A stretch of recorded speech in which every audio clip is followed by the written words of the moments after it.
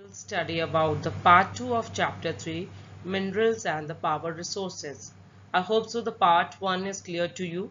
In that we have discussed about the types of minerals and how they are extracted, that we have learned in part 1. So now we will start with part 2. Let's start. So in this part we will study about the world distribution of the iron, copper and bauxite. You can see the map also, the figure 3.5, the world distribution of iron, copper and bauxite. You can see the index in that the symbols are given of iron, copper and bauxite, and by these symbols you can easily know in which country these iron, copper and bauxite are found. So first we will start with the Asia. India and China have the large iron ore deposit. The continent produce more than half of the world's tin. So they are producing more than the half of the world tin. Europe is also the leading producer of the iron ore in the world. The country with the largest deposit of iron ore are Russia, Ukraine, Sudan and France. In the North America, the mineral deposit in North America are located in three zones, and you can see in the map also, and you can easily know these three zones. And the South America is the largest producer of the high grade iron ore in the world. So what is actually high grade? High grade means the good quality. So the good quality and the high grade of the iron ore, they are in the Brazil is the largest producer of it. So the next is Africa, Australia and Antarctica. Africa is the rich in minerals resources. It is the world's largest producer of diamond, gold and platinum. Australia is the largest producer of the bauxite in the world, and it is the leading producer of the diamond, gold, iron ore, tin and nickel. Antarctica, they have the variety of the mineral deposit, some probably large. So in this we have studied about the world distribution of iron and the bauxite, and now we will study about the distribution of the minerals in India. So first we will start with the iron. Iron has a deposit of high grade iron ore. India has a deposit of high grade of iron ore. The minerals is found mainly in Jharkhand, Odisha, Chhattisgarh, Madhya Pradesh, Goa, Maharashtra and Karnataka. So you have to learn which minerals are found in which state. So the bauxite, the major bauxite producing area are Jharkhand, Odisha, Chhattisgarh, Madhya Pradesh, Gujarat, Maharashtra and Tamil Nadu. These all I have to learn. Mica. So India is the largest producer and exporter of mica in the world. Who is the exporter? We are the exporter of the mica. We send mica to the different country, and they are mainly occur in Jharkhand, Bihar, Andhra Pradesh and Rajasthan.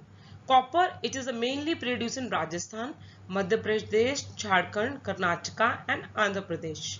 Manganese is deposit lie in Maharashtra, Madhya Pradesh, Chhattisgarh, Odisha, Karnataka and Andhra Pradesh. Limestone is the major limestone producing states are Bihar, Jharkhand, Odisha, Madhya Pradesh, Chhattisgarh, Rajasthan and Gujarat and Tamil Nadu.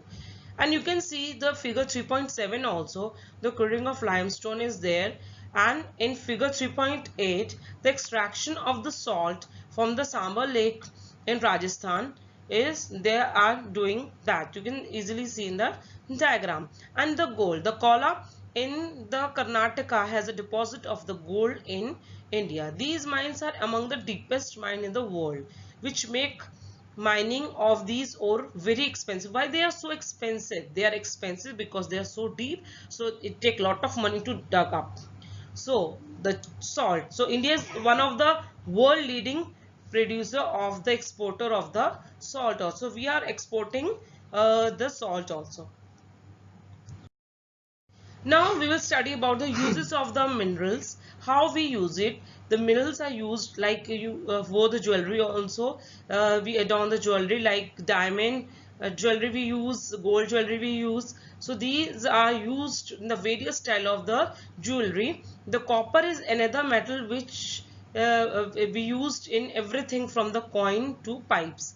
And silicon we use in the computer industry, and aluminum we use to obtain from its ore bauxite, and it is used in the automobiles, airplanes, bottling industry, building, and even in the kitchen cookware. So again I'm telling you the uses of minerals. We are using it for the jewelry, we are using in the computer industry, we are using it as a coin to pipe, and we are using it in the automobiles and airplanes, bottling industry, and even we are using in the kitchen cookware. Now the conservation of the minerals. So you know that minerals are non-renewable resources. It take many of thousands of years in the formation. So we use it very carefully. We should not waste the minerals. We should use it very carefully. The rate of the formation is much smaller than the rate at which the human consume these minerals. It is necessary to reduce the wastage in the process of mining. Means we have to reduce the wastage during the process of mining, and we should think how we can recycle it. We should also think how we can reuse it. You can see the diagram. Think and act means you have to think how the minerals can be recycled, how it can be reused, and how we can reduce the usage. Like we are using it, we are consuming it at the larger rate. We should not use, we should use in the little.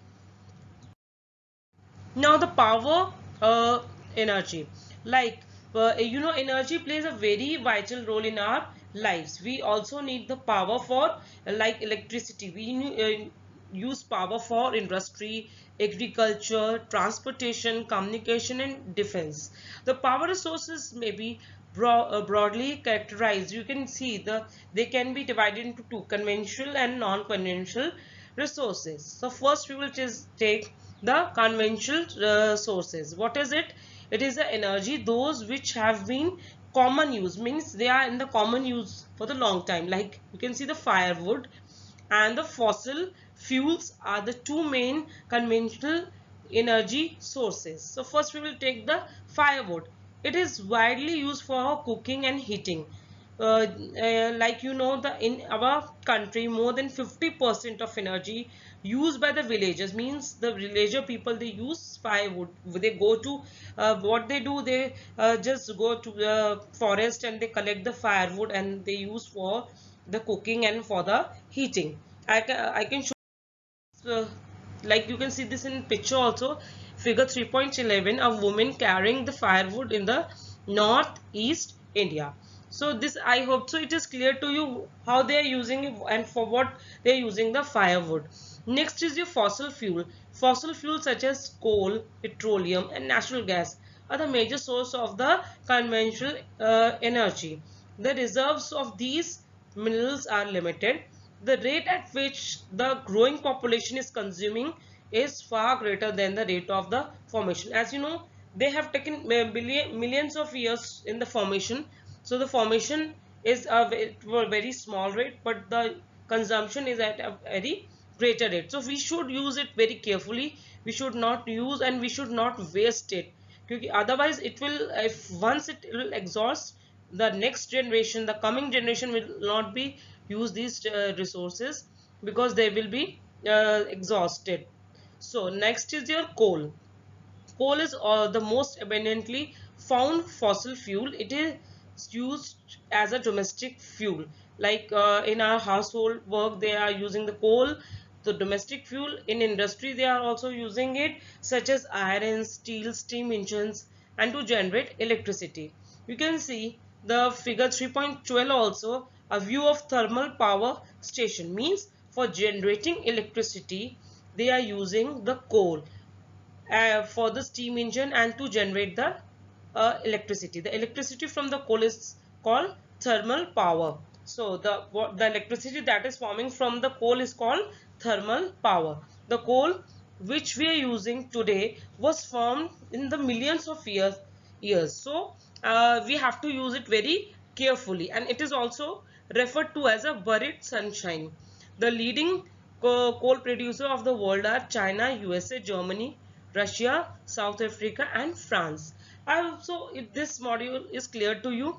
So just read the lesson thoroughly. Go through the chapter. In this we have studied about the distribution of the minerals in the world and in the India, and we also studied about the fossil fuels and the coal. So go through it and understand it clearly. Thank you. Have a nice day.